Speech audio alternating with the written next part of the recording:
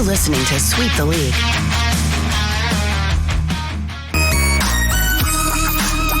Hey, this is George Iceman Gervin, and you're listening to Sweep the League Radio.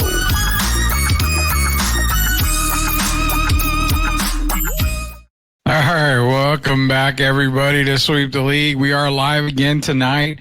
Haven't been live. We weren't live yesterday. Like I mentioned before earlier, yesterday we had a little bit of something come up, so I had to take some PTO time.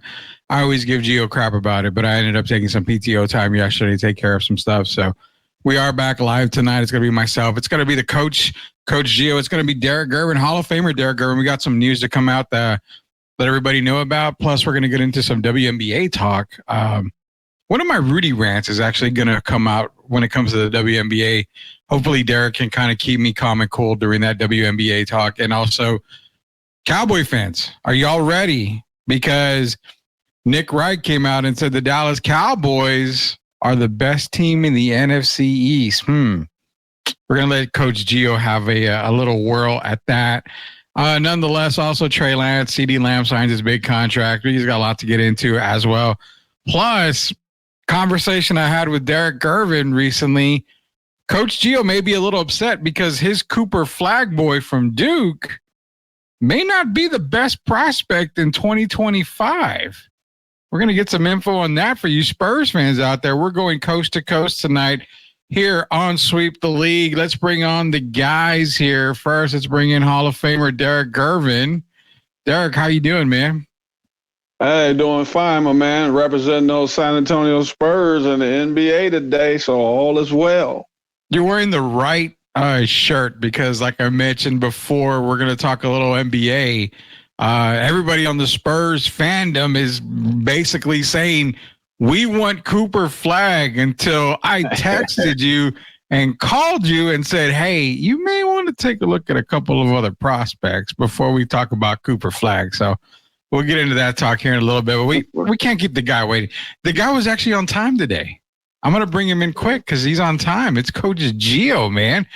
I give you so much flack for taking PTO, Gio. I had to take some yesterday. So, I'm sorry. I will never give you flack again, ever. If everyone must know, I do not actually have real PTO. Everybody must know. So I want to give a big shout out to the Georgia Bulldogs. They got a big game coming this weekend. Very big game. And is it true they haven't lost in like 7 years or something like that? Is what they said? Well, the regular season, the Dogs. Listen, Kirby Smart's doing it. Listen, he's doing a great job, man. He's riding this ship. Tough schedule this year. But I'm actually going on a cruise starting this weekend. So, when do you leave? Sunday. So, I will be gone next week. So, we're gonna have to put in that PTO. All right. Well, we're not using PTO this time. We're using your vacation time. You know what? I can just call in sick. Or you can call in sick. That's fine. I'm going to need a doctor's excuse for any day, anytime over 3 days old. I need a doctor's excuse. So be sure to email that to me when you get a chance, please. So, yeah, I'll be out, but I will catch the Georgia game on that Saturday.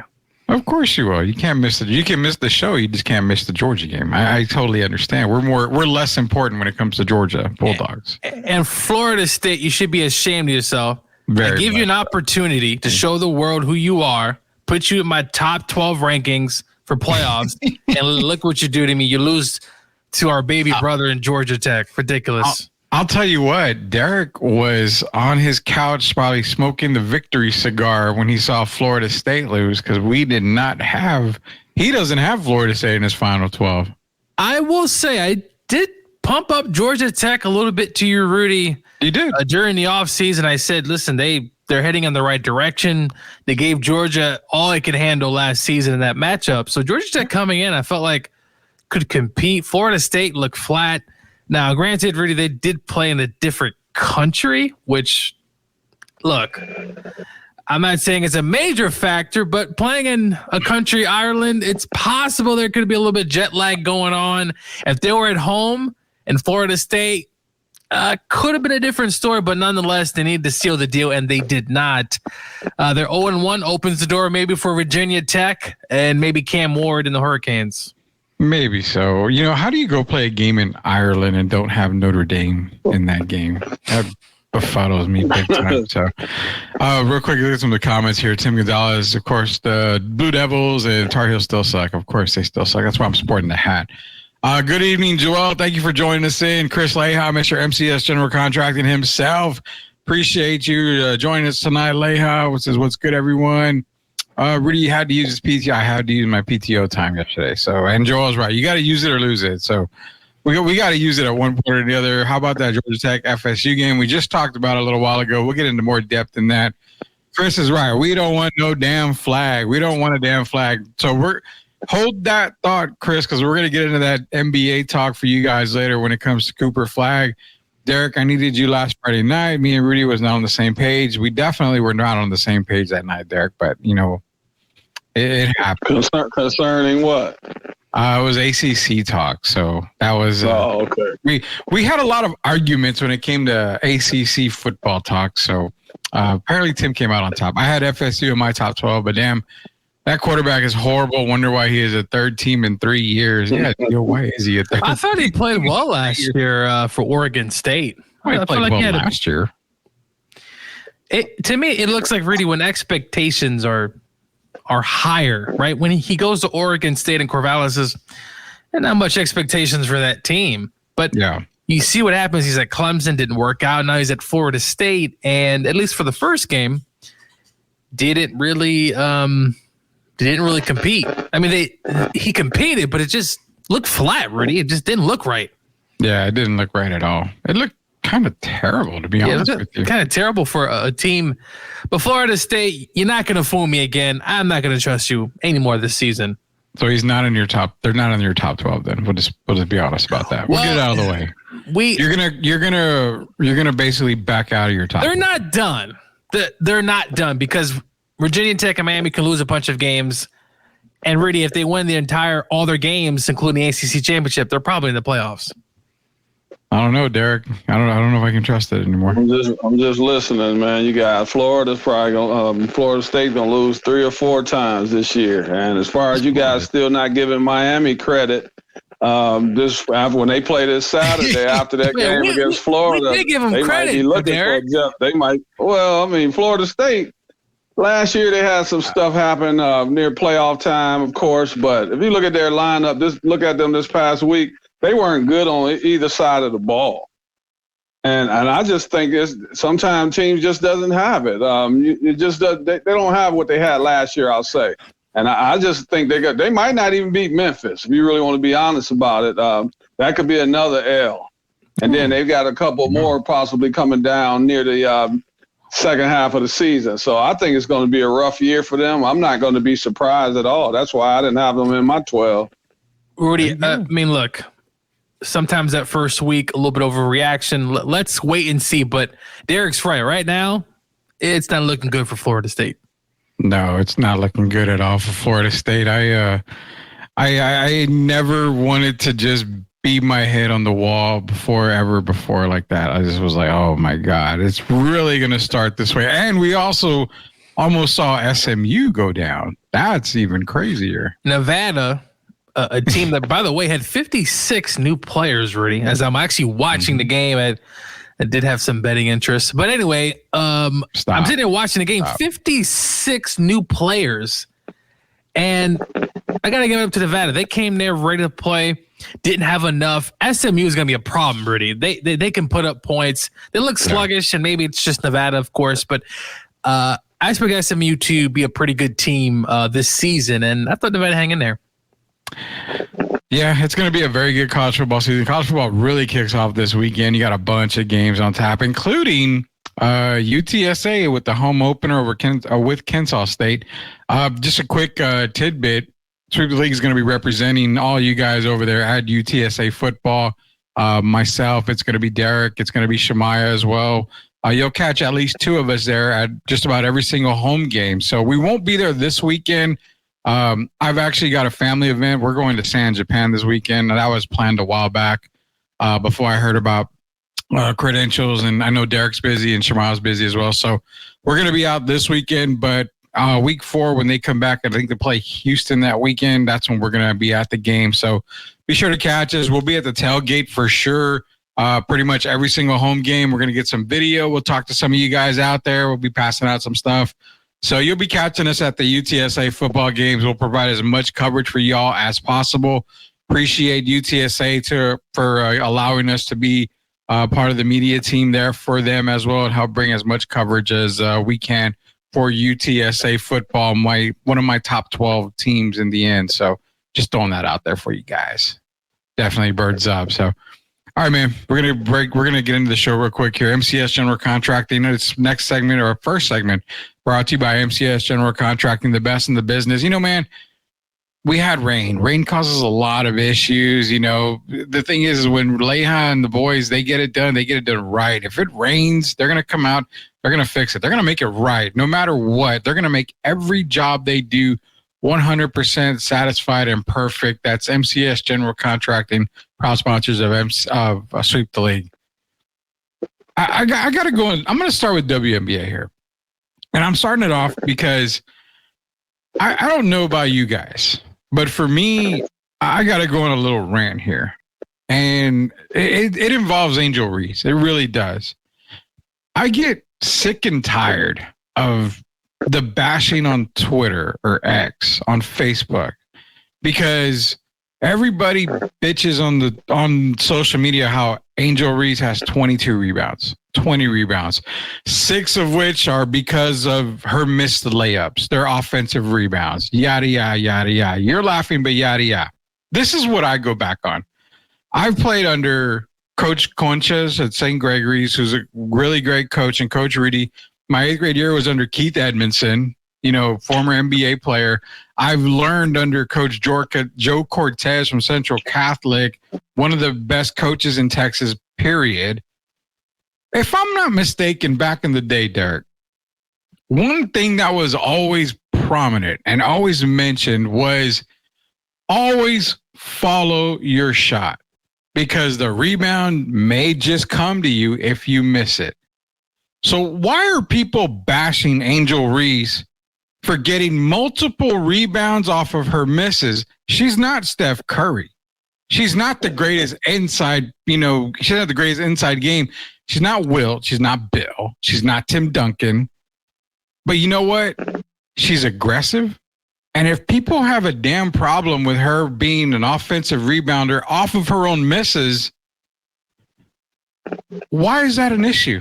If they have a problem with it, jump on the other side of the game and say, you know what? I'm going to ridicule the Aces. I'm going to ridicule Seattle because y'all can't rebound. That's what it tells me. Is it fair to criticize Angel Reese for following one of the skills that we learn as basketball players growing up? Well, that's a touchy subject for me today. I actually posted a video or two about it earlier today, and it's really sad. I like to have fun on here, but a lot of her people that are being negative are people that are into the racial divide. And that goes both ways with her and Caitlin. I'm tired of hearing everything. If you say something negative about Caitlin, it's because people want to label you as racist. If you say something about Angel, they want to label you as racist. The Barbie bitch and all that kind of nonsense. And it's the same with Caitlin. Angel has played spectacular basketball if you're talking about lifting your team up. She's not the best offensive player we've ever seen. No. But she plays hard, and she's very relentless. If you take her off of that team, they're not a very good team. They're one of the teams at the bottom of the standings. Yeah. And so it's the same with Caitlin as well. If you take Caitlin off the Fever, they're one of the bottom teams in the WNBA. But both ladies have done something spectacular for the WNBA and for basketball in general. They're both setting records. And Rudy, I already told you, I have them both as co-rookie of the year. I couldn't pick one over the other. Caitlin does her role very well. She lifts her team. Angel does her role very well. She lifts her team. And those are the two players that have played the most minutes on both teams. So there's a reason that these coaches are trusting in them. No coach wants to be fired. So you're going to put the players out there to give you the best opportunity to win.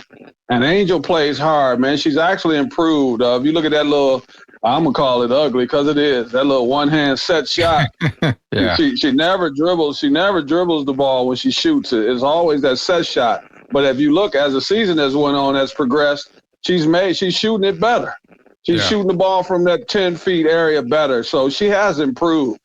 And same with Kaylin. They both improved. Neither one of them has had a stellar season, if you really want to be honest. Kaylin's averaging 5 turnovers.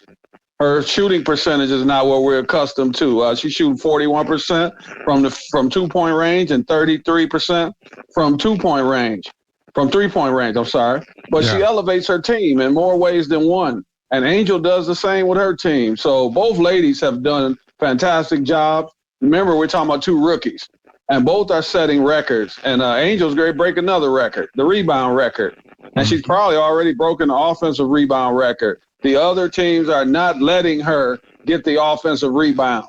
There are 5 players on the other team that's trying to stop her. And if they can't do that, that's on them. But I'm not going to discredit her or Kaylin because to me, they've both been spectacular. They've had absolutely fantastic seasons. Yeah, and that's the thing. And Joel says it perfectly. Boxing out is a fundamental. It really is. I mean, he says even on like NBA. Okay, well, that's beside the point. But boxing out is something we learn as basketball players at a young age to box out.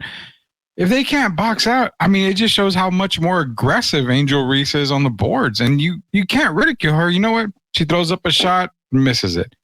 I mean, I look at it, if you go to a high school game, a women's high school game, do we really see them hitting more shots than the men do? Chances are probably not.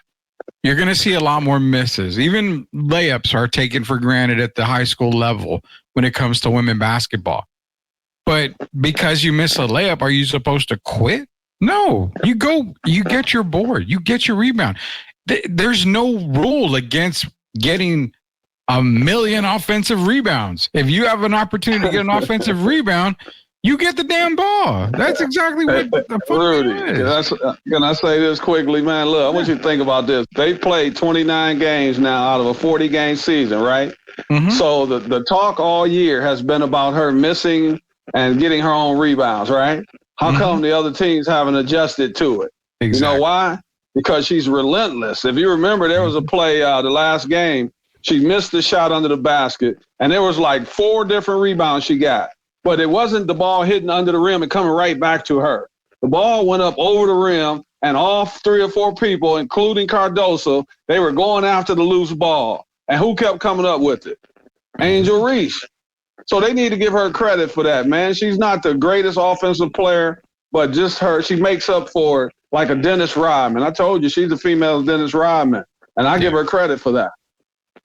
100%. What do you got, Joe? I know you're seething at the mouth right now. No, I mean, look, I've seen those comments. I think August 25th, I did see a post that she had, I think, missed 64 shots and had 43 rebounds. I mean, look, as we could see, her offensive game isn't quite there yet. Yes, she's missing shots around the rim, but as Derek said, she doesn't getting those rebounds as well. She's a menace around that rim. She's going to continue to get better and better.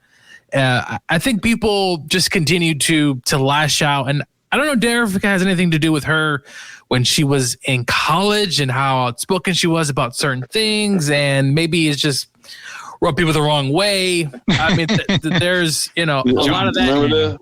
Yeah, I'm saying so. There's some of that as well playing a role into maybe some of the hatred. She's kind of been that villain role, but at the end of the day, look, she's still getting rebounds. Right? Yeah. It's still a stat. And I can only imagine what her offensive game will be as she continues to put that work in. You also got to remember, as I told Derek, same for Caitlin, they didn't really have an offseason, Derek. They finished the W or the college basketball season, get drafted, and then within like 2 weeks, I was so surprised, the season starts. They really had no rest. And then they had the Olympics and all that stuff, and did give them some time to rest up. But look, time will tell. But this whole Angel Reese hate just got to stop. I've seen it, and I've chuckled. But at the end of the day, when you look at it, it's like, guys, just stop. It's just not a good look. Yeah, you're making fun of a player and ridiculing a player for being aggressive and for for doing what she's supposed to do, and that's her job, to get And we're rebounds, lucky, Rudy, to score. that she's not scoring. If she's making most of those shots, she would easily win Rookie of the Year because she would be averaging a much higher point total than she is, and she's missing those shots. Eventually, those shots are probably gonna fall, right? It's just the kind of the percentages next season, the season after that. So she's here to stay. She ain't going nowhere. I love the aggressiveness. She plays with passion. She's only going to continue to get better and better. It's just bound to happen. Yeah. Rudy, can I put an end to this myth about Caitlin being such a classy woman and Angel being just the opposite? Sure. You guys watched the Caitlin play in college, right? Yeah. Remember the episode when the fan ran onto the court and Caitlin ran into the fan and then portrayed it like the fan hurt her? Yeah, I do remember that after the game. Yeah. Okay, when the story really came out, which one, when they showed it over and over, who initiated the contact? Wasn't that Caitlin? It was Caitlin. Okay, but you notice people don't talk about that. Yeah. When Caitlin told the young lady, "You're nobody," one girl, she was standing off of her, waving her hand like this and that, and told another one, "You're nobody," when she was at the free throw line. Things like that. So neither one of these ladies are perfect. I don't like Angel's behavior, but I don't like a lot of Caitlin's behavior either. Yeah. So if we're going to talk about it, we have to be fair on both sides. Both of these are young ladies. This is something new for them. They have brought notoriety to the league that we've never had. And I'm like Gio, what he said about them going into straight from college, basically, into a new league, a professional league, getting paid to play for a living. And people need to factor that in as well. Both of these young ladies have still a lot of growing up to do, but they're making progress. And that's what we have to look at. They're young ladies. This is something that's been pushed onto them overnight, basically. And fans have to remember that these young ladies are doing something great for the league, but at the end of the day, they're really very young ladies. And I think they're both going to continue to mature, and they're going to continue to do great things for the league. Yeah, real quick, before we head to a quick commercial break, Louis in here from La Cocina Taco Truck. Appreciate you joining us, Louis. Great question. Which one would you build your team around? Angel Reese or Caitlin Clark? Depends on your line, the roster. If you got a roster full of shooters, you might want to build it around Angel like the New York has done. I mean, the Sky has done. It depends on the roster. We know what Caitlin brings. If you're a team that's missing a point guard that you can depend on, a ball handler, then I'm going to bring in Caitlin. It's just like Phoenix Suns. What is Phoenix Suns? What is their weakness? Point guard. Point guard. So they went. So I would bring in Caitlin Clark. If it's another team that has a problem rebounding, then I'm gonna bring in Angel Reese. So let me put it to another way here for Louis. Say Derek, you're a billionaire, and the WNBA said, "Hey Derek, we're gonna grant you an expansion team, and your first pick is either Caitlin and Angel. Which one would it be?" Now you don't have your roster set, but if you want to build your team with one player first, your first player ever, which one would it be? I'm gonna ask Louis. I'm gonna answer it for Louis. As a coach, it depends on what style that you want to play. If you're a team that wants to make your living defensively, you're going to take Angel. If you're a team that wants to make it offensively, you're going to take Caitlin Clark. Yeah. Okay. It's fair. What do you got, Joe? I'm just going with Caitlin. I think no matter the style, I think that the ceiling, at least from what I've seen so far, might be a little bit higher with Caitlin in the WNBA. Sure, both are going to be really good picks, depending, as Derek said, the style of play is also very important. We see that in different sports. But I'm going to take Caitlin just a nudge there, just as, man, if she starts making her shots, having a higher three-point percentage, I mean, we've seen what the threes can do in the NBA, as mostly every person now, even a big, shoots a three in the NBA. But just that style of play, I think, is conducive, long term. But Gio, you said if she starts making them. What if she doesn't? Yeah, no, I mean, that's obviously the if. And I'm going to throw my money into that if, Derek, and hope that obviously she can do that with, kind of having an off season, getting stronger. She talked about that as well, lifting more weights and just just improving and getting that body ready for the following season. I'm interested. Do you think really she plays overseas?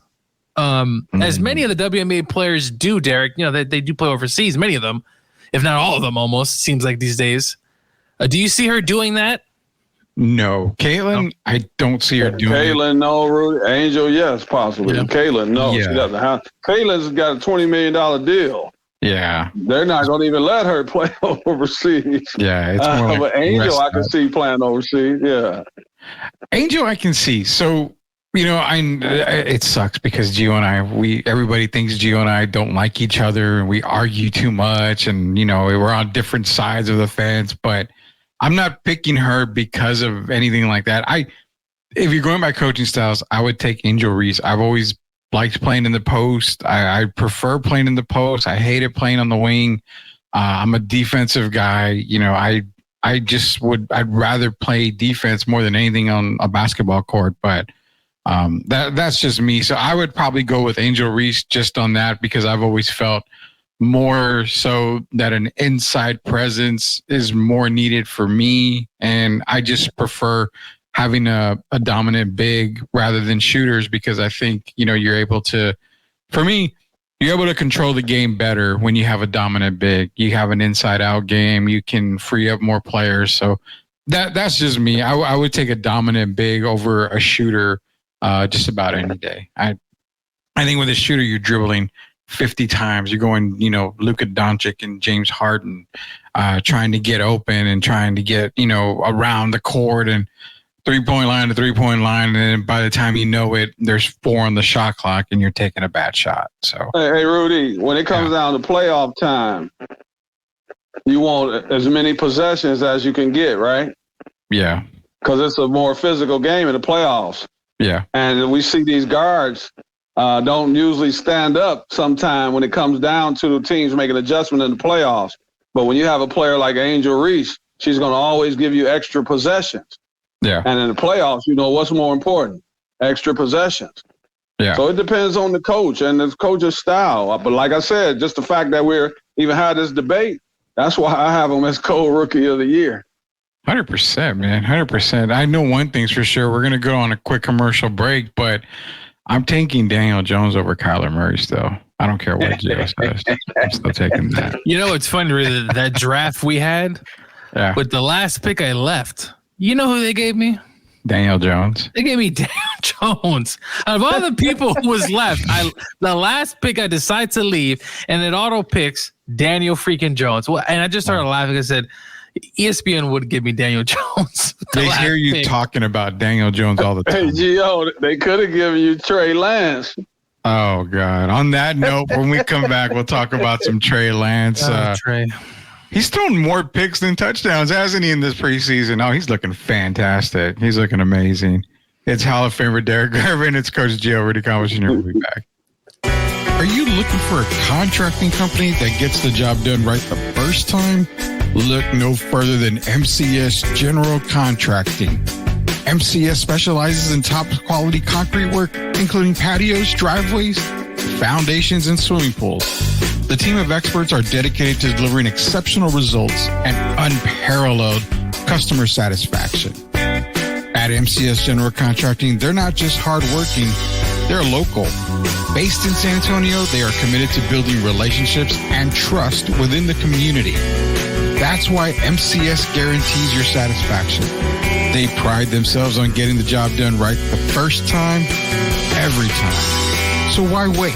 Contract MCS General Contracting today to schedule your project and experience the difference for yourself. MCS General Contracting. Building a better San Antonio, one project at a time. Proud sponsors of Sweep the League. Hey guys, are you ready for a flavor explosion? Look no further than La Cocina Taco Truck, serving up the best street tacos and quesadillas in New Braunfels. With a 5-star rating and rave reviews, they're not just a taco truck. They are a taste sensation. La Cocina staff is the best in town and pride themselves on making every customer feel like family. Whether you're feeding a crowd or just satisfying your own cravings, they've got you covered because no order is too big or too small for them there. Louis and his staff are all about customer satisfaction, and they love their community. Don't worry, San Antonio friends. They're just a short trip away to New Braunfels. So why wait? Come visit La Cocina Taco Truck today and taste the difference for yourself. That's La Cocina Taco Truck, where every bite is a fiesta. Proud sponsors of Sweep the League. Pops the mastermind, got the team what we need. 5 rings deep, we the Dynasty Kings. From the Alamo Dome to the banners we bring. Respect the... All right, welcome back to Sweep the League. Coach Gio, Hall of Famer Derek Gervin, Rudy Campos Jr. coming to you on a Tuesday night. We are back live tonight. So tomorrow, I'll get the schedule out for tomorrow. I know it's a nightly or one that we don't go on the night, but heads up, there's going to be some Monday and Wednesdays where we will be live. You won't see my ugly face, but we have someone who's going to be in here with the guys kind of hosting the show for them. So kind of a surprise co-host, surprise host coming on with these guys and talking sports. That way it kind of keeps you guys fresh as well on those days that we're not able to go during the day. So more of that will come out later on this week. But this next segment is brought to you by MCS General Contracting and La Cocina Taco Truck. Short drive to New Braunfels, short drive to get satisfied. Louis and his staff can take care of you and all your needs. Best street tacos, best quesadillas on the planet. Hit up La Cocina Taco Truck, proud sponsors of Sweep the League. And before we go any further, I do have a confession, Gio. I had it's been 5 years, roughly about 5 years. Yeah, maybe a little less. I had a burger.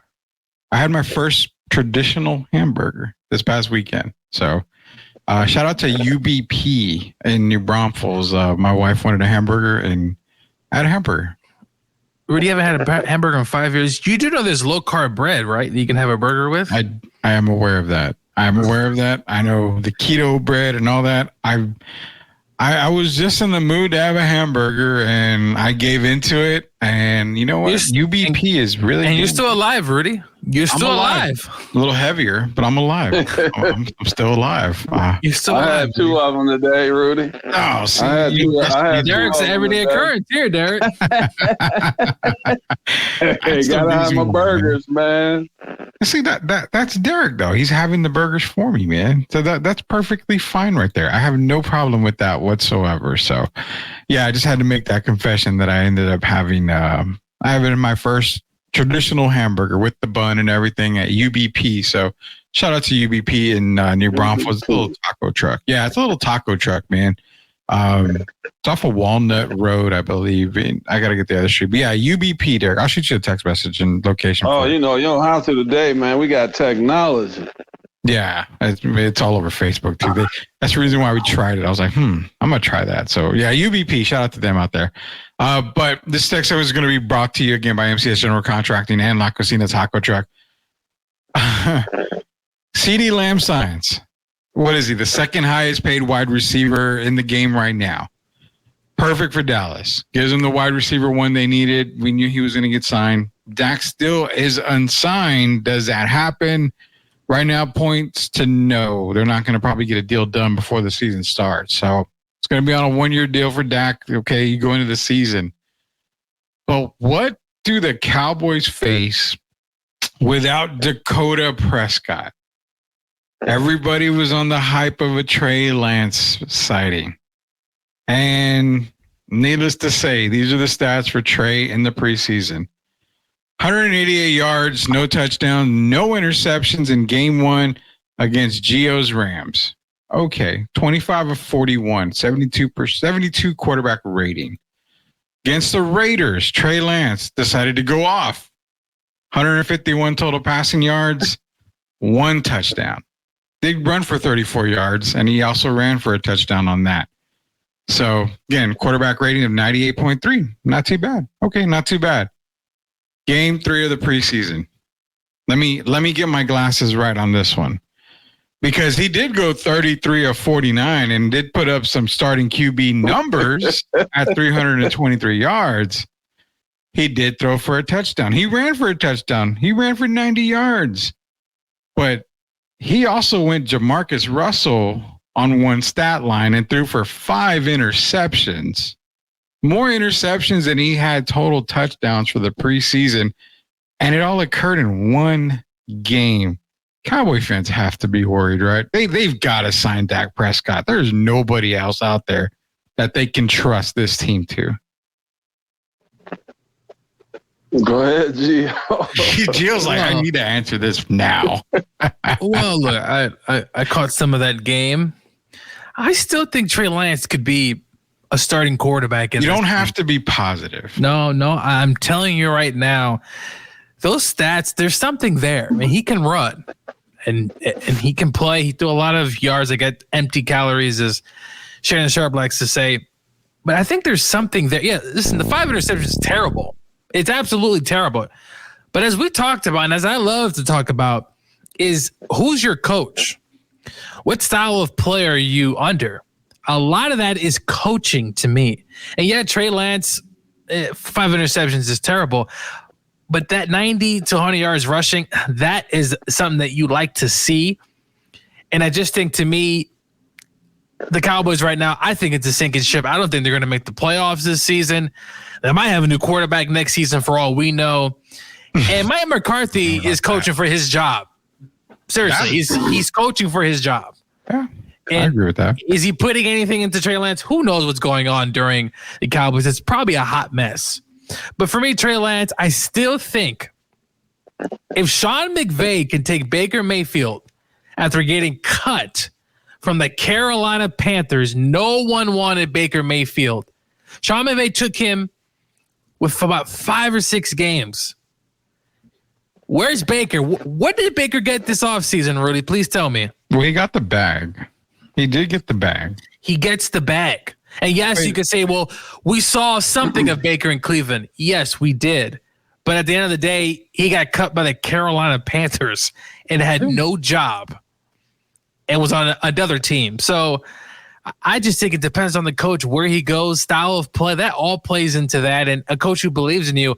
And I'm not sure Dallas really believes, because right now they are really – I'm telling you, man, I really don't think this team makes the postseason. Dude, you mentioned the coach.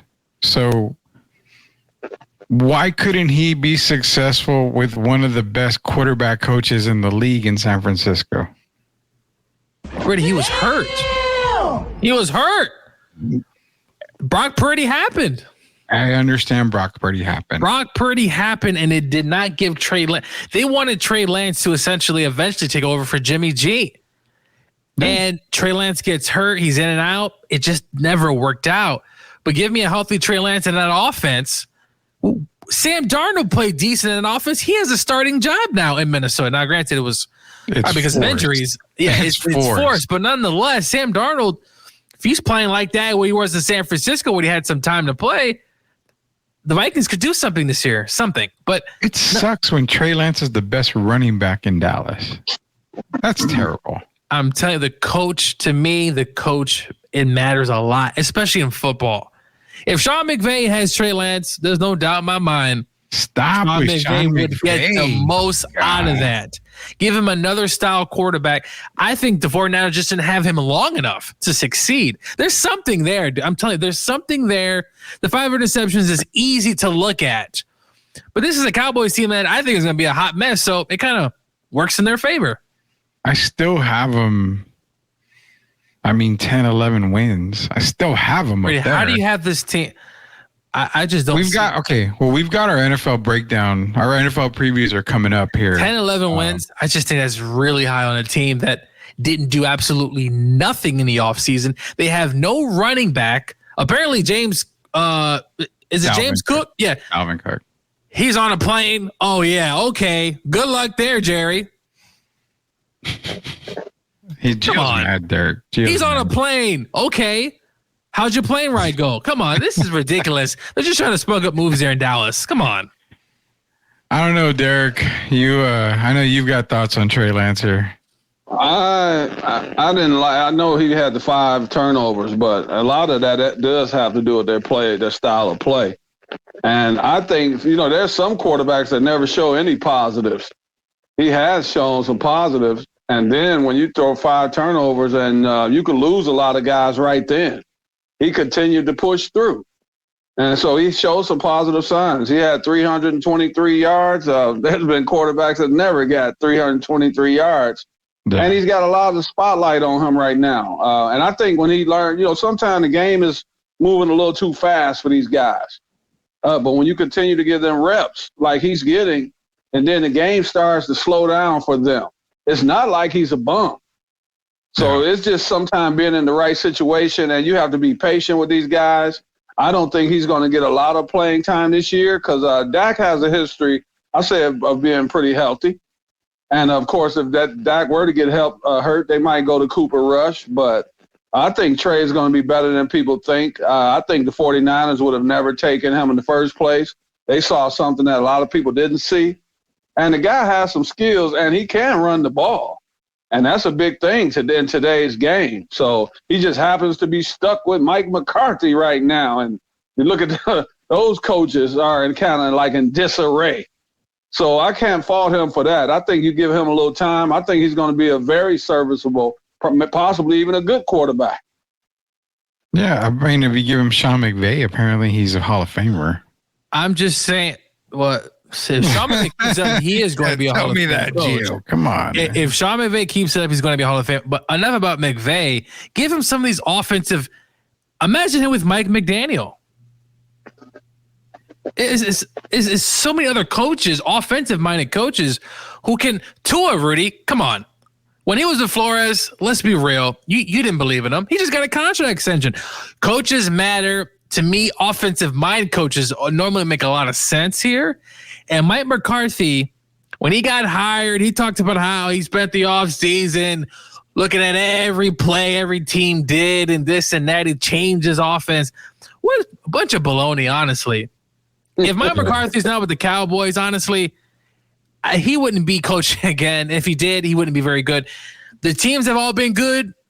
Jerry's done a good job with that team, but Mike McCarthy, I'm telling you, he's going to get fired. It's going to be the same ring around the rosy. Gio, this is what my coach said back in New Jersey. Bill Fitch, who's a 3-time champion with Larry Bird's coach. Mike McCarthy's on the next train smoking. And the fact that they didn't extend him, Derek, doesn't give the vote. We already know him and we said they're both going to be probably exiting. That's Dak and Mike McCarthy. Only difference is Mike McCarthy is going to be exiting as a head coach and will probably never be a head coach again. Dak will catch on somewhere else as a starting quarterback. Do we really think Dak's going to be gone after this year? Even if he doesn't sign? I do. That's why they didn't sign him. They ready to work. Now they ready to focus on Micah Parsons. Man, what does that tell you? If they focus on CD, which I told you would be the first guy they focus on, if you remember. Yeah. And now they're going to focus on Micah Parsons. So they're putting the pressure on Dak, man. I mean, a 1-year deal. You go out and do your job. They're not going to give Dak $55-60 million in Dallas. That's not going to happen. So he's going to probably have to look elsewhere. Even if he has a good season this year, which I expect them to go 11-6, I still don't see them bringing him back next year. 11. The only reason why I see them win 11 is because the NFC is, as we know, it's not as strong as it has been in past seasons. The AFC is a stronger conference, so potentially. But they didn't do it. Their best signing was Ezekiel Elliott, Rudy. A man who looks like he has a sandbag on his back. Sorry. Yeah. Rudy, they were 12-5, Gio. Don't forget that, though. I mean, I know. Not like they were 5. I know, but I feel like teams, to me, the Lions as the team's getting better, and I don't know. I'm just not seeing Derrick Henry was the biggest issue with me over the summer. Why they didn't bring him in, I'll never understand, man. So I'm hoping they have a good season, but to not bring in Derrick Henry, I thought that was ludicrous. They fumbled the bag on that one. Yeah, they apparently, according to Derek, they didn't even reach out. You didn't even give him a call? Yeah, that's what I heard. That they didn't even You have call it all. Pollard's gone now to Tennessee. You really don't have much going on. And I know Zeke's back. I know Zeke's going to provide that veteran presence. What else is Where at the lunch line? The guy. Zeke Zeke is Chris Perry now. I'm just kidding. Yeah, I mean, At the I hope Zeke goal will listen line. to this, man. Hey, you know what, Derek? Zeke might have 1,000 yards and 15 touchdowns, and he's going to have this clip ready to go. hey, you know what? Well, be 1,000 yards, 2 Yeah, yards a carry. So If Zeke is watching right now, he'll have 1,000 yards going from the locker room to the buffet table. That's the way he's going to get that 1,000 yards. 500 carries for 1,000 yards. Yeah, 500 carries for 1,000 yards. He's not going to. Zeke is Zeke, man. You know what? He was good coming out of Ohio State. You never really draft a quarterback that high. I mean, honestly, even guys like Jahmyr Gibbs and Bijan Robinson, you know, yeah, they're difference makers, but I've always been one where I don't draft the running back super duper high. Running backs are a dime a dozen. Rudy, do you know that Dan Orlovsky picked your team to possibly be a Super Bowl finalist? I do, yeah, actually. And that's more because of what they did on the You're defense. still talking down on the Atlanta Falcons. No, But I'm no, Brady saying- doesn't even believe on his own team, Derek. He don't even like his own team. No. I'm not talking down. I'm talking down on the fact of getting a running back. When Zeke was drafted, it was one of the top picks.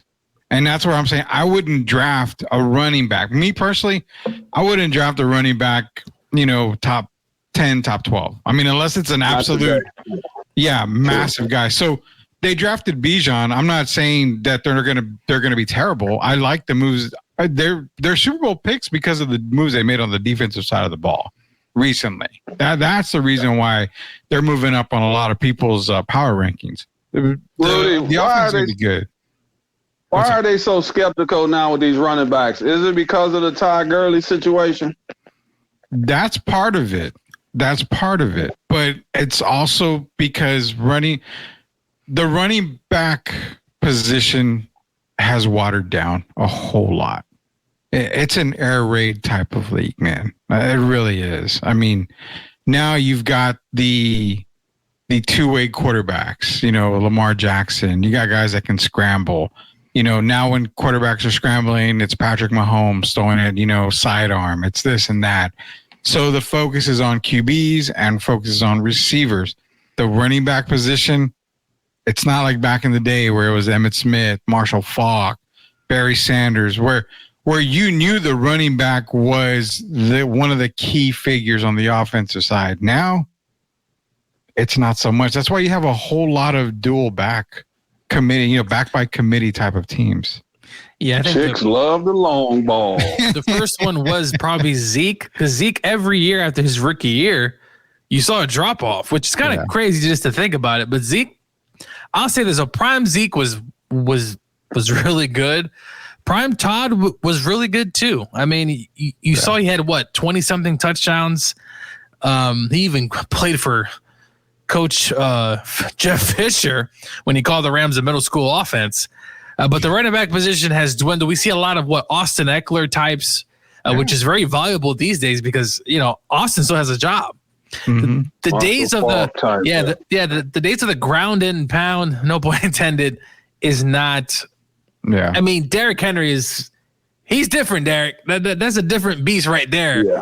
And the way he carries it, and he's more of a high kind of running back. He takes a lot of contact. But it's sad to see because there are some running backs who deserve, I think, to get paid. But at this present time, the market isn't particularly well for them, and the quarterback's going to continue to go up, and the running back it could peak again. We'll see, but these teams throw so much, really. I mean, teams are just slinging it around these days, and they pick up running backs off the street. Yeah, and that's the part I'm saying is that it's crazy how, you know, the running back was a prominent. I mean, you used to pay running backs, and then now all of a sudden, Adrian Peterson, those days are gone. You guys telling me for at least for the near future. He was the last MVP, right, Derek?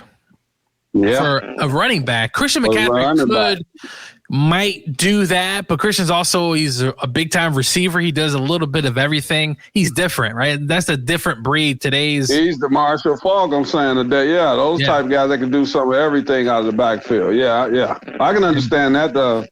They want points now, and it is the receivers. And that, if you know that when they paying receivers $34, $35 million now. Yeah. I mean, Marshall Faulk was that was a special kid. I mean, special guy or kid when he started playing, but man, he was special.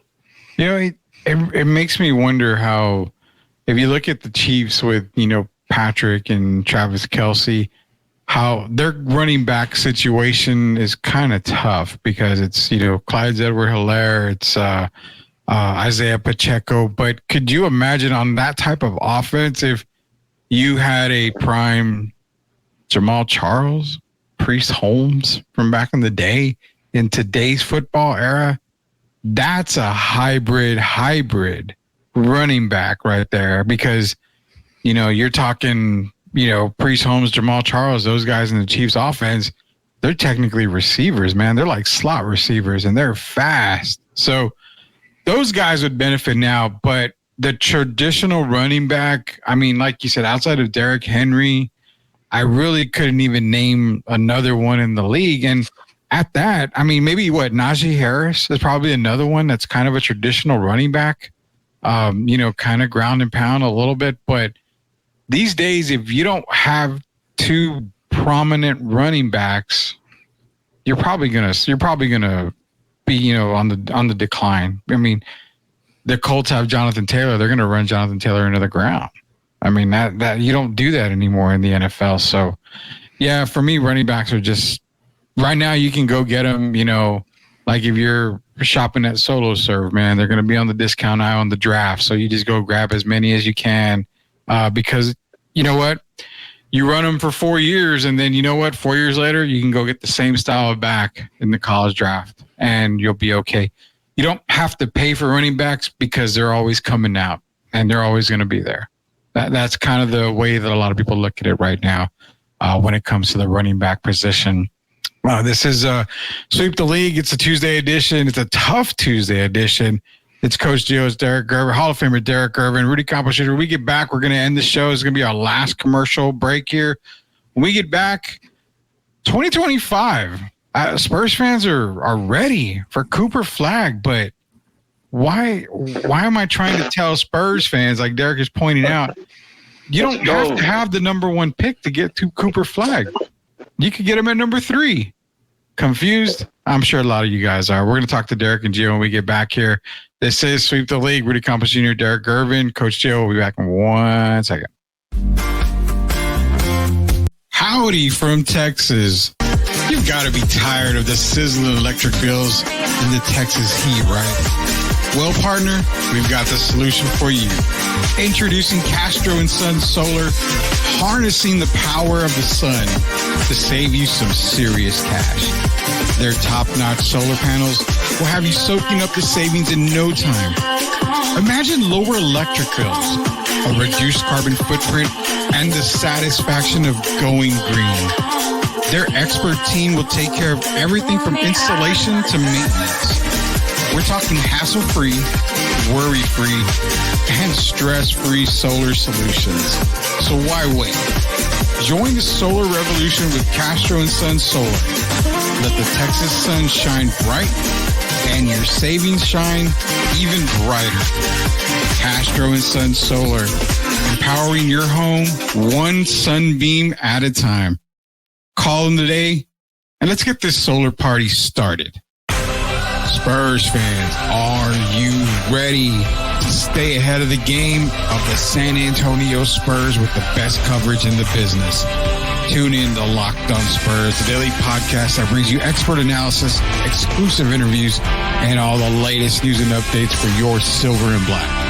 Join Jeff Garcia, the most informative and entertaining host in the game, as he breaks down all Spurs news and notes, interviews the biggest names, and keeps you locked into all things Spurs.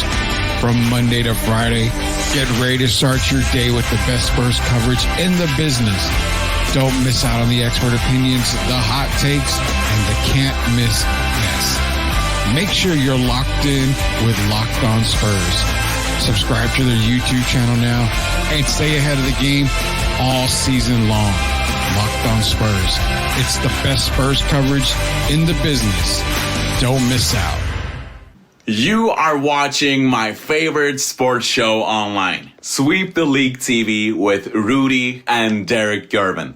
Wait, I mean the UTSA Hall of Fame Derek Gervin. Make sure to support this amazing show and subscribe to their channel.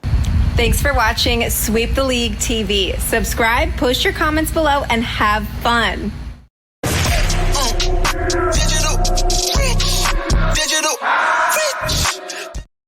All right, welcome back to Sweep the League. It's Coach Gio. It's Hall of Famer Derek Gervin. It's Rudy Campos Jr. Last segment's going to be brought to you by MCS General Contracting, La Cocina Taco Truck, Special Leaf Tea, also Castro and Son Solar. Shout out to Locked On Spurs. Jeff, if you're listening, you can use this subject if you want on the next Locked On Spurs. So just throwing it out there. But Hey, Rudy. what's up?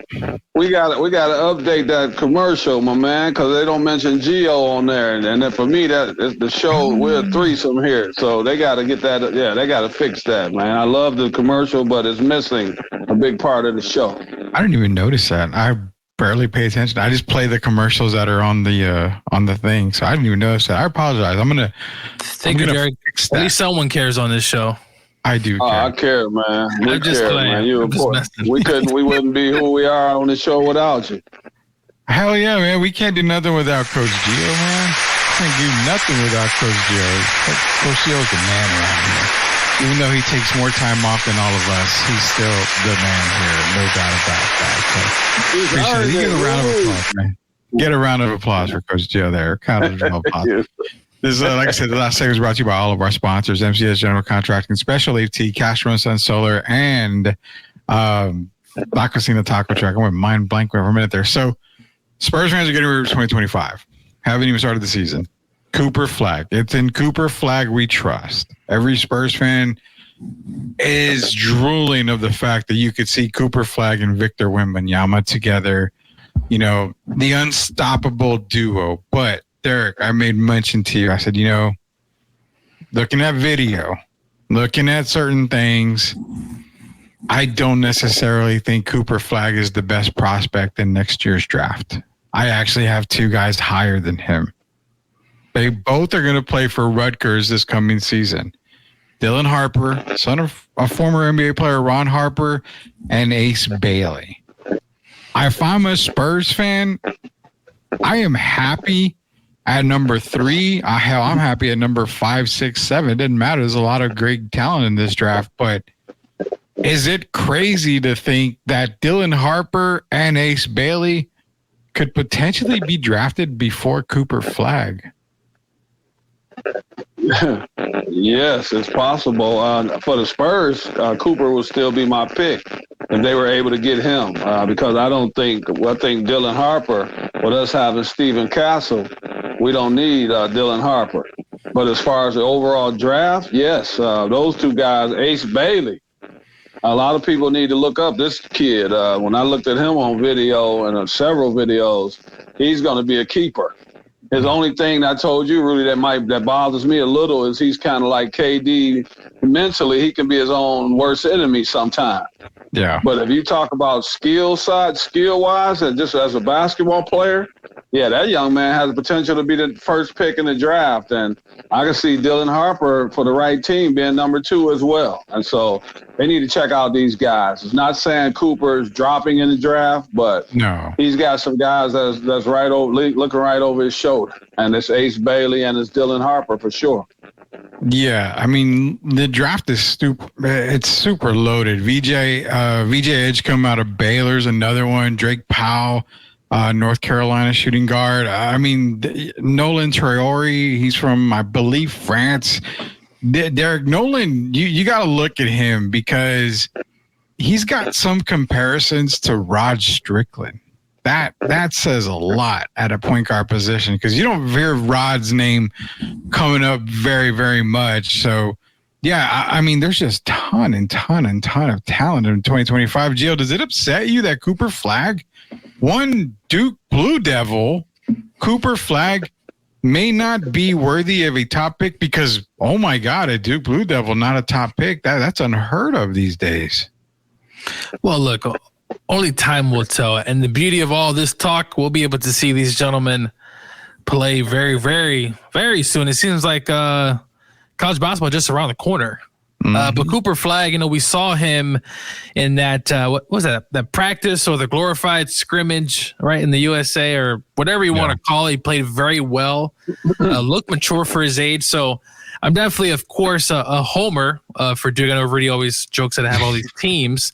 But no, Cooper Flag, I mean, look, it's kind of, I can't really say much because I just kind of see what's going on in the regular season. You kind of feel the style of play of these gentlemen, but I think Cooper Flag is going to be a stud, and Ace Bill is going to be good too as well. But only time will tell, gentlemen. Yeah, time will tell, man. And that's the thing. I wanted to bring that up because it's kind of crazy how, I mean, the top 14 picks right now being, talked about in next year's draft, when the worst case scenario is Liam Neely, I believe, out of UConn at the 14th prospect. And his comparisons are Keegan Murray. I wouldn't mind a Keegan Murray type player, for San Antonio Spurs. I mean, a great shooter, spot up shooter. I mean, I'm loving next year's draft, no doubt about it. I got one more thing. We got one more thing to bring up. I'm going to bring up the screen here, Derek. If you haven't seen it, I love doing this with you guys because it's the initial reaction that we get by sharing stuff. So our Sweep the League initial moment is happening right now. So what would you rather have? What's more impressive, gentlemen? Michael Jordan's 10 scoring titles in 15 years or LeBron's 40,000 points in 21 years? What's more impressive? That was just by a fan on X. And I said, you know what? Let me ask the guys here tonight. So we're putting them on the spotlight, Sweep the League spotlight tonight. What's more impressive, Derek? We'll go to you first. That's a funny question to me because you already know my answer. It's not even a comparison. I've told you, for me, it's the 10 scoring. It's Michael Jordan, period. Yeah. I've seen both eras. I played in Mike's era, and I'm not saying it because I played in his era. I'm just going by, if I want to win basketball games, I want Michael Jordan, the same guy that went 6-0 and won 6 scoring titles. 6 championships, MVPs. I could go on and on. But 10 scoring titles, you're talking to a guy who made his living as a scorer. Mm-hmm. So I think there can be insignificant stats by certain players. You can get all these stats like a Russell Westbrook, but do you ever hear Russell Westbrook when you talk about the top 5 point guards in history? No, never. Because there's things called stat padding. Those padding your stats make your team better, and that's not always the case. So for me, it's easily the 10 scoring titles and Michael Jordan, man, Air Jordan. It's not even a question. Yeah, if you add 6 more years to Mike's career, he's over the 40,000 plateau mark. He won 40% of his championship. He won 40%. LeBron is down there he went 4 out of 21 years. That's like 18%. So they're 40% over and 18%. Yeah, I like what Joel said. Dude, if you don't get to 40,000 points in 21 years while being deemed the king, then something went wrong along the way. I kind of have to agree. Rudy, yes, 40,000 playing against in an era with limited defense. Yeah. Where they made it easy. You can't touch a guy. And you're playing against a lot of kids, I'll call them, 18, 19-year-olds, as opposed to Mike getting his 10 scoring titles playing against grown men who had played at least 3 or 4 years of college. So for me, it's not even a comparison. Yeah, and it's funny you brought up the kids because this year's rookie class, when Zach Edey is probably being voted, the rookie of the year early before the season starts, that kind of tells you a little something. Even though I think Zach's going to be a really good pro, he's on the right team. There's no doubt about that. But that just kind of shows you that kids like Sarr and Reece Archier, they're not good, man. They were not good when we were talking about them, and that's not going to change overnight. So Gio, Jordan's 10 scoring titles or LeBron's 40,000 points? Wait, which one would you take? Dude, is this a joke? No, Am I being this is punked an right now, actual Derek? post. This is an I actual mean, we got post. 72.5 thousand views. It's not a joke to this guy. That's for sure. As this post says, dude, the guy played 21 years in an era that plays no defense. Yeah. People jacking up shots every night as you see it on TV. It's hard to watch sometimes this NBA game. It's clearly Jordan's 10 scoring titles.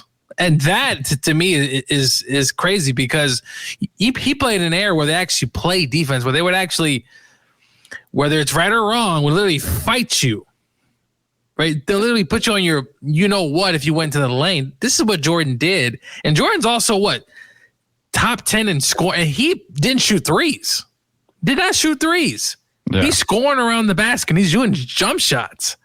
So Michael Jordan's 10 scoring titles, along with his defensive player of the year and one of the great defensive perimeter players this league has ever seen. To me, LeBron James, he's stat padding.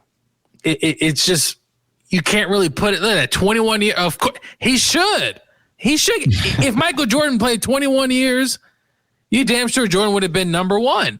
It's just bound to happen. 50,000. Yeah, I was gonna say. 50,000 points if he played 21 years. So I was just this gonna is ask how many he'd have. ridiculous. He's saying 50. And I know all the LeBron fanboys, Bron sections, whatever you call them nowadays, they're gonna say, "Oh no, it's the 40K." Dude, 10 scoring titles is very impressive, but that it is so much more than just that. The championships, and I'm telling you, if y'all who's ever listening, if you haven't seen The Last Dance, please go watch it because it is a sight to see. During COVID, that was great to see. I might go see it again, Rudy, because it just reminds me of how great Jordan's and the stories going into the locker room, telling somebody, "Hey, good luck tonight, bro. I'm going to put 50 on you." This is the type of stuff he was doing. You think LeBron's doing that? No, Sounds like LeBron's something- not doing that. LeBron Sounds like wants something everybody. Derek would say. I'm That's what pretty I'm sure saying. Derek's supposed to be Hey, there. lace him up, bro, because it's gonna be a long night for you. This type of stuff, it's just the lore. Listen, 40K is 40K. Listen, it's great. It's all that stuff. But listen, to this day, I say it. Michael Jordan's the GOAT, and I don't want to talk about this no more. I'm done. All right, he's done. I get Gio's rant. I wanted to put this on the screen for you guys to get a little rant in here at the end of the show here. Got to get the juices flowing for the rest of the week. Rudy, so. but let me What's make up? sure people understand. We're not saying who doesn't know LeBron James is a great player? Oh no! I mean, come on. oh, That I ain't saying goes that. without saying. Right? No, I'm saying, I'm making sure people understand. None of us are saying that. We all know how great LeBron is. It's a comparison. But if you talk about 10 scoring titles, man, my brother won 4.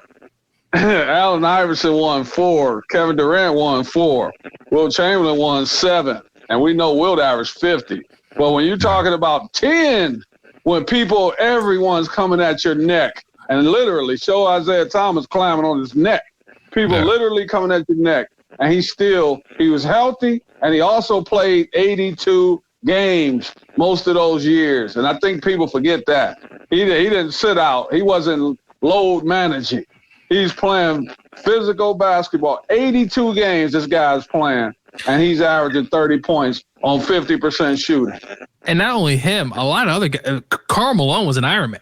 That guy's playing every night. It's just, and it goes back to that Anthony Edwards statement he made. It's just so laughable to say that the players in Jordan's day was not skilled enough. I mean, these guys practice. And Rudy, you know the schedule back then was right. They don't barely have back-to-backs anymore. They have basically taken out these back-to-back-to-backs because the players are We complaining. play back-to-back, yeah. Yeah, I was just saying they're playing back-to-back, and some of these teams in the Midwest traveling, dude. It's I just don't know how you make a statement like that and just not chuckle. It's like, dude, you don't know what you're talking about. Gio, I'm glad that's a great. We played 4 games in 5 nights. Yeah. With no chartered flights. Yeah.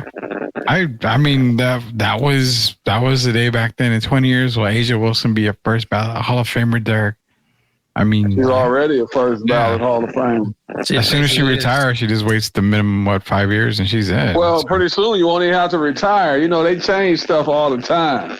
yeah, Pretty soon you'll be able to go straight, and soon the first year you'll be eligible. But Asia, if you look at it, Tim, the reason I say that is not just her scoring. She rebounds. I mean, she does a lot for her team. And if you take her off the Aces, they're not even in the playoffs. So, yeah, no, without question, she's a first ballot Hall of Fame.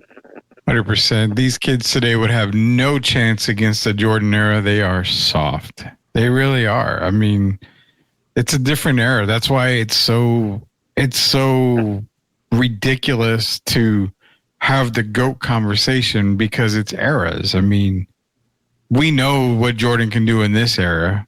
We know LeBron can play in the past. We know he could play in that era. I have no doubt LeBron could play in that era, but he wouldn't be the same LeBron. He wouldn't be king. There's no doubt about that. He's not Picture Embiid, Rudy. Picture Embiid, all that falling around. He's out there playing against a Kareem Jabbar or Akeem Olajuwon, all that stuff. He's out there flopping around like a fish out of water, and you playing against these great guys. I mean, come on, man. You got to strap it up, man. And there's so many other guys we talk about that we never really mentioned, but there's guys on all these teams that were very talented guys who could shoot. You know, we'll talk about Alonzo Mourning, but he was a beast in the middle there. There's so many other guys better than most, mostly, if not all centers, but besides Ivan Jokic for some of the guys, but all these centers that we don't even talk about just because there's just a long list of dudes that played in an era. And you look at what? Derek Coleman, who can shoot. He's a lefty. Man, it's just so many other guys that we don't have time to even talk about that skill. Hey, Gio, Bam Adebayo or Alonzo Mourning. I mean, that's a no-brainer. Anybody that doesn't know about Alonzo Mourning, they better pull up some video. Alonzo could play. I mean, just thinking about the guys that don't get enough. Mitch Richmond was, I mean, such a talented scorer. You know, played for the Kings, took them to the playoffs. It's just. And can I say this quickly, Rudy, before we go off the air, about Anthony Edwards talking about skills? I'm going to go just to guards. You remember a guy named Baron Davis? Yeah. Oh, man. You remember a guy named Stevie Francis? Yeah. Versus Maryland. Kevin Johnson? Yep. I'm going to just leave it right there. Okay, since he said it was only Michael Jordan. Yeah. Yeah. I mean, I'll say this. In today's era of basketball, is it safe to say that Billy Owens would probably average close to a triple-double? And I'm laughing, but yeah, he could. Exactly. Close I mean, a player seriously. that nobody would probably ever mention ever in their lifetime right now. If I went to a kid and said, you know, Billy Owens would probably average close to a triple-double, they'll say, who? Billy who? Is that even a basketball player? He really would. Rudy, he really would. It might not be 20 points a night. No. But he's going to get you 15 points, and he's going to get you 8, 9 rebounds a game, and he's going to get you 8 assists a game. Exactly. I mean, he's going to be close to a triple-double. So, I mean, there's so many guys from back in the day. If you pick them out of that era and put them in this era of basketball, I mean, hell, you're talking all-stars, you're talking MVP caliber type players. I mean, it's crazy to think that you can throw any name from then back into this era today, and they would be Glenn one of the Rice. best players in the league. Glenn Rice is Glenn Rice He was a dog. Glenn Rice getting 30. Glenn Rice getting 30 today, Gio. I'm serious. That's a dog, man. I'm telling you right now, that guy could. Glenn Rice and Glenn Robinson, big dog. That's another big, a real big dog. Glenn Robinson. There's so many guys. I mean, look at Tim Hardaway. I know we never mentioned his name, but the killer crossover can do a lot of different things. Why make that? Still can't believe he made that statement. That's why. What, Gio? You know, that's the only reason they don't talk about him. Yeah. No, I know. Because of that statement. Yeah. No, but just in general, just so many guys, and if we can bring them to this league. White chocolate, Jason Williams, white chocolate. Jeez, yeah. I mean, come on, man. a deadlift shrimp. He give him opportunities in today's offense. Yeah. Triple double. A triple double machine. Really kind of reminds me of like a Sabonis almost. Not the father, but the son. Yeah. You know, one guy, and we're not into it, but I mean, one guy to mention, this guy would be a starter. This guy wasn't even a starter back then. But in today's league, he would be a starter. You guys remember Bobby Jackson from Sacramento? From Sacramento. Yeah. Come on, man. He would be a starter today in this league. I mean, and he would be a prominent scorer in this league. But he was backing up Mike Bibby at the time. Yeah. You know, in Sacramento, I'm like, it just amazes me how the past, NBA history just completely gets overlooked, man. Last guy, Rudy, before we can let these people go. Last guy, number 20 for the San Antonio Spurs in this era. Number 20. I mean, Manu. I'm going to say Manu Ginobili's 20. Ginobili. Prime time. In this era. In an open game like this, a guy who Kobe Bryant talked about consistently. Picture him in this era. And you talk about the flash and all that. Wouldn't he still fit perfectly in this era? And he'll throw it down on you in a minute down the lane? Yeah.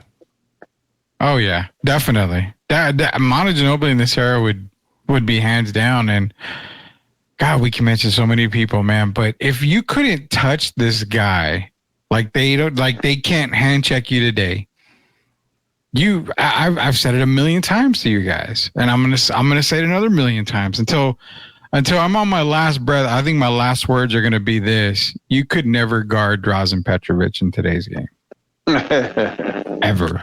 Hey guys, Steph Curry would be the second best shooter in today's game. I believe that. One more player, he wasn't a big name, but Kenny Smith said he was one of the worst guys to go up against. And you'd be surprised by the name, but Dana Barros, that guy could score. We've always mentioned him. Boston College in the house. Guy, he had a 50-point game with the Rockets, a 41, a 39. If he's in today's NBA, just a guy like that who obviously isn't a big particular name, but can just score the basket.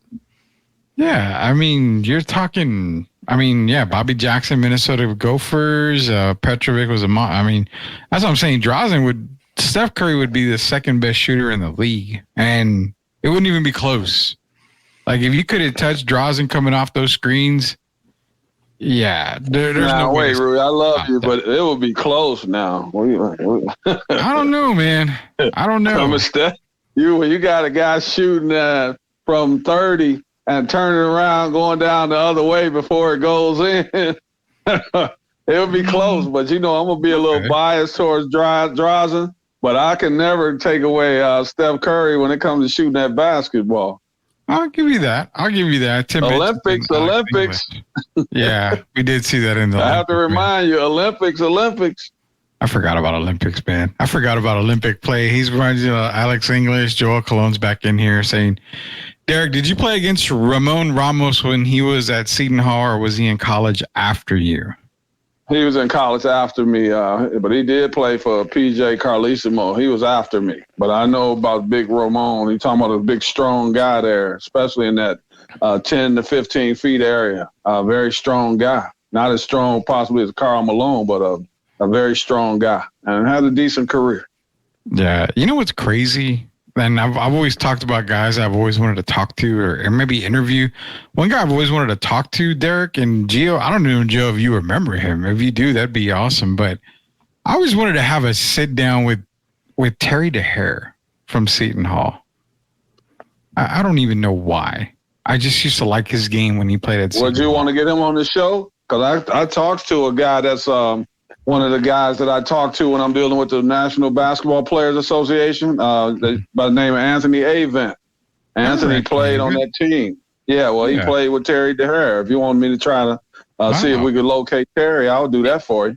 You know, to be honest, it's one of those, like, I don't know why. I just used to like watching him play from back in the day at Seton Hall. I mean, another guy, like, I thought, man, this guy's going to be good in the NBA. He's going to have a really good NBA career. Same thing with, Steve Logan from Cincinnati, from Sean Respert from Michigan State. There was so many guys that I watched. I was like, they could have good NBA careers, but I think it's just a matter of where they went.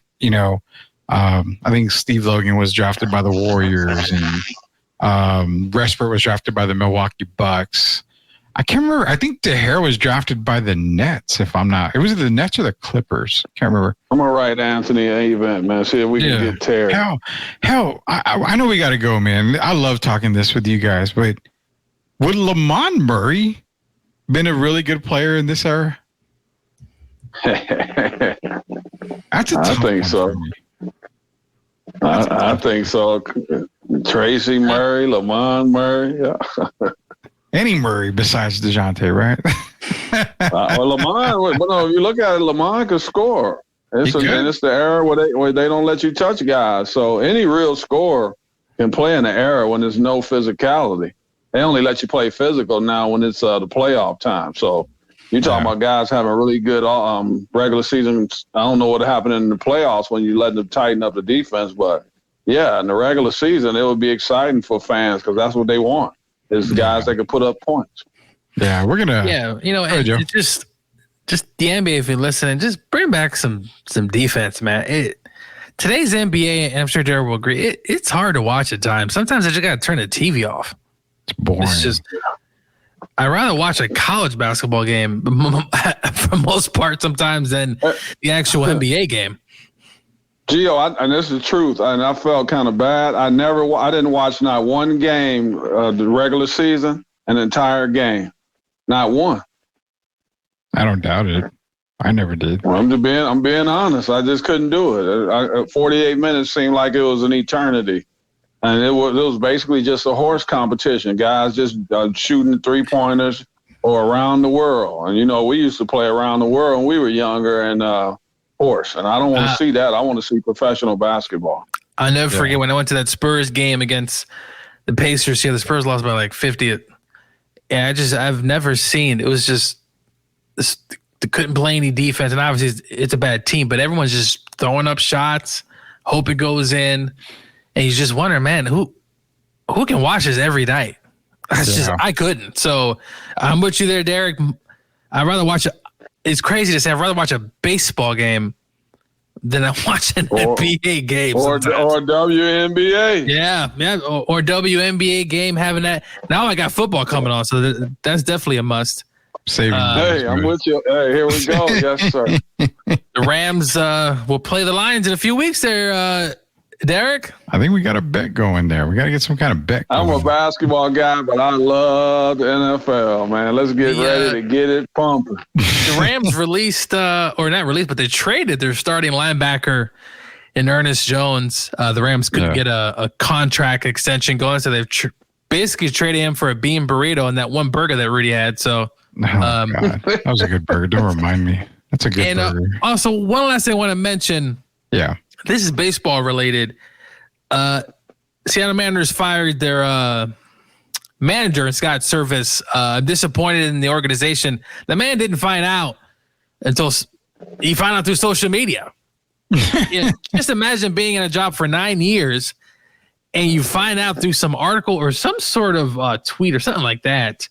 It's disappointing for the Mariners, a team who has had high hopes this season, but right now kind of flailing a bit. But Mariners, just do better. And please, ownership, spend some freaking money. I'm sick and tired of these analytical guys bringing these guys who think they can hit and then they can't hit. These analytics are just getting on my nerves. And I know, Derek, we talk about it here in the NBA, but sometimes analytics, just put the damn tape. Can they play? Yes or no, man? Ken Griffey Jr. is rolling over in his bed. It got so bad the Mariners brought back Edgar Martinez as a hitting coach for the rest of the year. I don't know. There you go, Joel. It's a shame that the GM put the team together, but the manager gets fired.